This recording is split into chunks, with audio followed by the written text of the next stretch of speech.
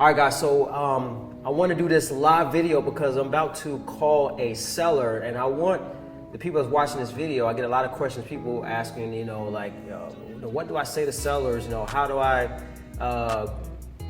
be certain on the phone where I have the confidence to possibly get a property under contract or even make an offer? Because a lot of people that watching this video are scared to make offers, and it's really not that hard. I mean, all you got to do is just keep in mind when you're talking to homeowners, especially in the single family world specifically, that they don't really know a lot about real estate. So I hope that helps out people that's watching this video. You're not talking to somebody in most cases that own 1,000 units or own 100 properties or flip 50 houses a year. These people own maybe 1 or 2 houses. They may got 1 or 2 rental properties or their own subject property that they live in, they're looking to sell, and they're in a distressed situation. So I'm gonna call this seller here. My assistant's already, what we call nurtured him, built rapport with him and somewhat, and I want to get back with him on an offer. He's asking 80 to 100K. Yeah, so he's asking 80 to 100K. That's a huge gap there, and I need to be around 60. And I did have a slight conversation with him that I wanted that he said he will come down from under the 80 to around 62. So I'm gonna call him back and see if we can get between 60K-ish. 62, I'll definitely take it. I can. This is a property where we can. There's a house and there's a lot. The house is a buildable lot with the house on it, and the lot that comes beside it is a buildable lot as well. So you can tear down the house, the property, the lot that has a house on it, and you have 2 vacant lots, so you can build 2 new builds on it, 2 new construction properties. So that's the extra strategy I'm looking at with this, and I could probably flip it, wholesale it to another investor for about 80K. So I'm in the green light either way. So let's make a call out. See, hopefully answers the phone.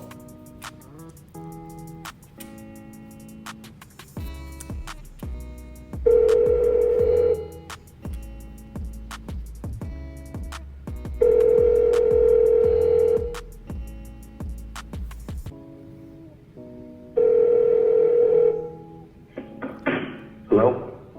Hey, how are you today? I'm good. How you doing? I'm good, man. How was your weekend? I can't complain. I enjoyed myself. You didn't eat too much turkey, did you? Yeah, I did. Oh man, yeah.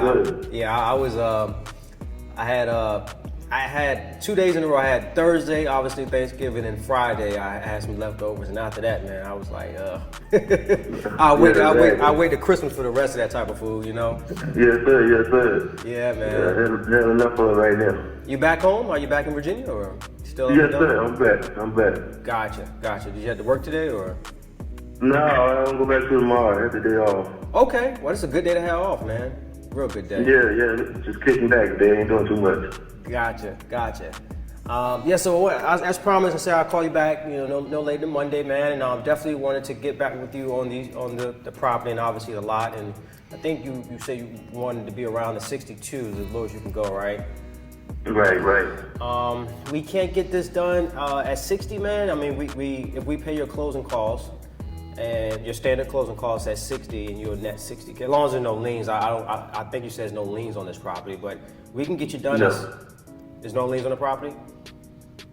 No liens, no sir. Okay, yeah, so as long as the title company, we use American Escrow Title Company, and they'll just run title search, and I do take your word for it, there's no liens and no judgments on the property, and we'll pay your closing costs, that way you're net 60K at closing, and we can get this done fast. How's that sound? That sounds good. Sounds good, okay. All right, so yeah, let's go ahead and get this done, and I'll have you did speak with my assistant Stacy before, right? No. Okay, you only spoke with Greg. Yeah, Greg, that's it. Okay, all right, so my assistant Stacy, she'll just get the documentation.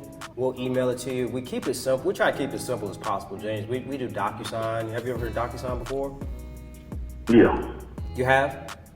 Mm-hmm. Okay, yeah, so we try to make it quickly and simple as possible. The key word is simple. It's smooth. So we'll send over a DocuSign, a simple 2-page agreement that spells out the terms, $60,000, obviously the addresses, the closing date, the title company, that we'll be paying your standard closing cost, and it'll be a cash deal. So yeah, I'm definitely looking forward to it. And finally, the city called me back today. They called us back today. The girl was on vacation. She was on vacation last week. okay. Yeah, so we got what we needed. There's a couple setback issues, but that's hopefully we'll take care of that Right. prior to building. And did you ever look into that lease where the tenant is on the property where the dwelling's on? I sure did. Now I got home late last night and Okay. I haven't even thought about it today. So I can go to check my file cabinet in a little while. Okay, and that one, that's a 2-bedroom, right? 2-bedroom, 1 bath? Right. Okay. The 1.5 bath. 1.5 bath. Okay, gotcha. I gotcha. Okay, and you said they have no clue that you're selling, correct? Say it again. You said the tenants they don't know that you're selling yet, so we just kind of want to keep it on a hush. Is that No, they don't know yet. Okay, all right, man. Okay, that's no problem. So do you want us to keep it on a hush until we close out, or? Right. Once I close out, and I have my people that manage the place for me send them a letter. Okay, sounds good. Who do you use for management? Just curious, because I know we'll have to possibly continue their lease until. She's just a lady I know. She manages apartment complexes. Okay. And she does that, some properties like myself on her spare time. Gotcha. Is she charge like a standard 10% fee, 5%? Yes. Okay, gotcha. Okay, just trying to think ahead, man. No problem. All right, so look out for a DocuSign agreement from us today, and I'll also have my assistant Stacy. She'll give you like a courtesy call just to let you know she sent everything to you. And, Okay, she gonna send it through email? Yeah, let me go ahead and just get your email here. One more again. I know we possibly have it, but let me get it again, James. What is it? KEV. The letter N. Okay. The number 2. 2. D. D like dog. EEP. EEP like Paul. 1967. Okay.